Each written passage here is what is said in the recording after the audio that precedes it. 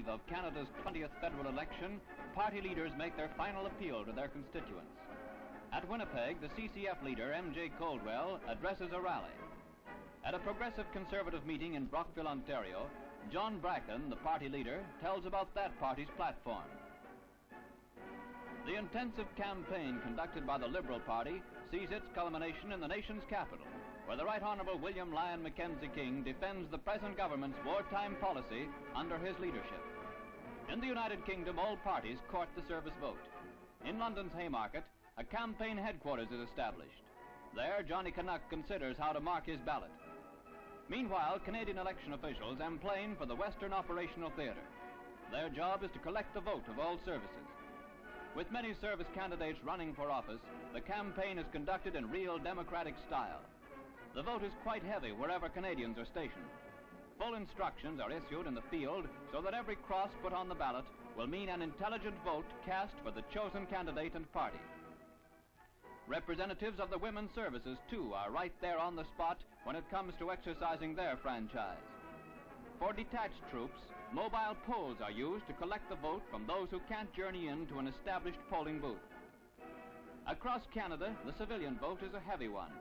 Civilian and service votes give the Liberal Party a working majority of 121 seats, although the service vote defeats Mackenzie King in Prince Albert constituency. He may run again in Ottawa East. The Progressive Conservatives tally 64 seats as the government's loyal opposition. The CCF elects 26 representatives. After the election, the three party leaders address the nation. The people of the nation have spoken. I accept their verdict, and I extend my congratulations to the government. The party I lead will work consistently towards the objectives outlined in our manifesto.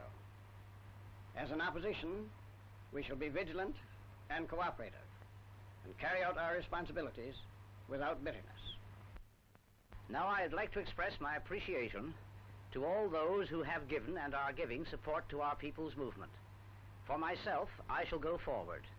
I know that I shall suffer under some of the handicaps we knew before the House closed, but we believe in the ultimate success of our movement, and we shall continue to go forward with absolute confidence of future success.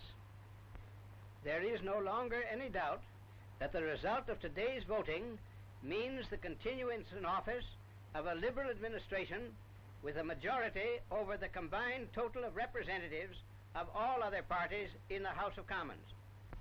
The mandate the government has received today is a mandate to strive above all else for full employment and social security in our own country, and for a new world order, an era of world security and world peace based on international understanding, on mutual aid, on friendship and goodwill.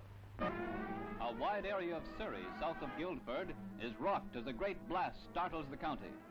The result of an explosion at one of Canada's largest ammunition dumps in England leaves a trail of wreckage behind. Steel ammo huts are reduced to scrap by the force of the first explosion heard 20 miles away. Disposal squads clear the ground after a series of detonations which last some 3 hours. Exploded ammunition cases are collected. No lives are lost, although 4 Canadian soldiers suffer injuries, including one captain who is blown out of the officers' mess. The sick bay is ruined, but nappy girls carry on as the camp cleanup gets underway.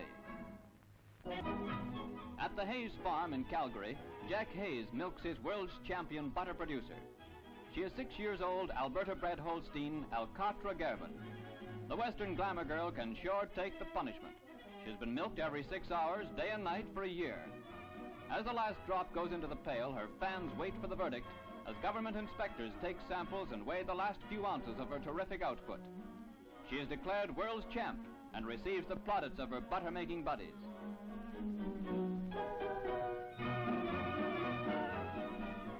Butterfat, equivalent to 1,761 pounds of butter, is produced in 365 days by the margarine maker's nightmare, the bovine blitzkrieg from the budding West, Miss Alcatra Gerben.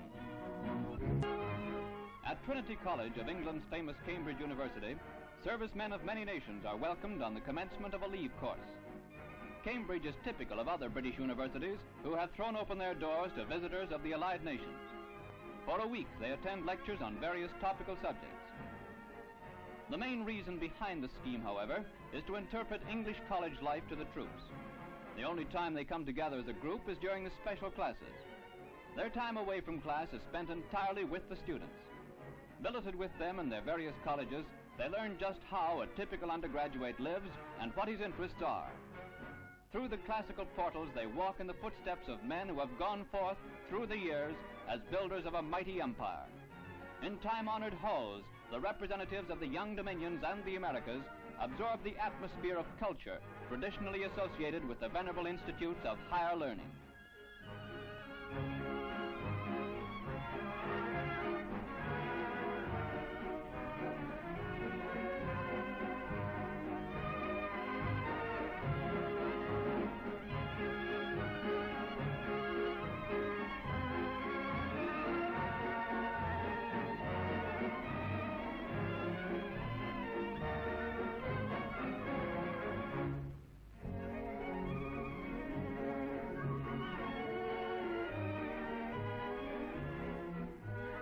At the appropriate time, following the British custom, everything stops for tea. Many questions are answered by genial professors over the teacups. On common ground, men from the earth's four corners arrive through discussion at a more complete mutual understanding. On the River Cam, the good old pastime of boating is enjoyed by the visitors.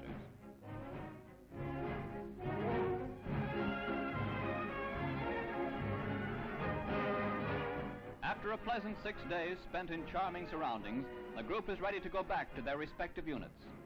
As the college provost bids them Godspeed, they return to their job of soldiering, enriched in mind from their stay on the Cambridge leave course.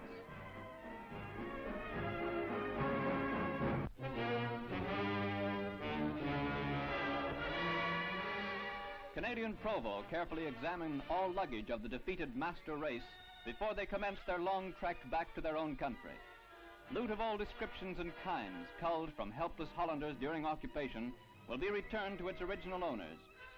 Across the great causeway of the Zuider Zee, the hopeless thousands in horse-drawn vehicles head for home. German women camp followers who trail the victorious Wehrmacht are sorted out so that they too may be sent back. At IJmuiden, Jerry's travel on their own minesweepers under escort of the Royal Navy. The boats take the garrison away from the territory it held for so long.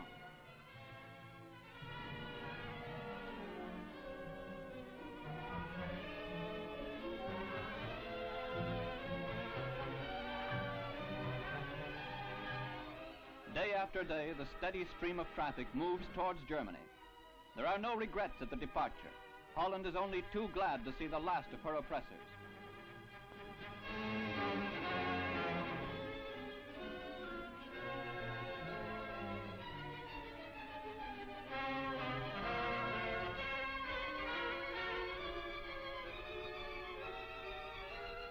Bivouacs give tired Germans a rest.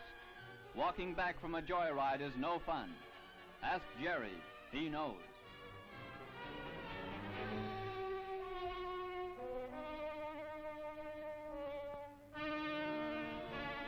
At the border, the long march goes into its last phase. The return is not a happy one for a vanquished army. From living on the fat of captured countries, they now must work to raise Germany from her shattered depths.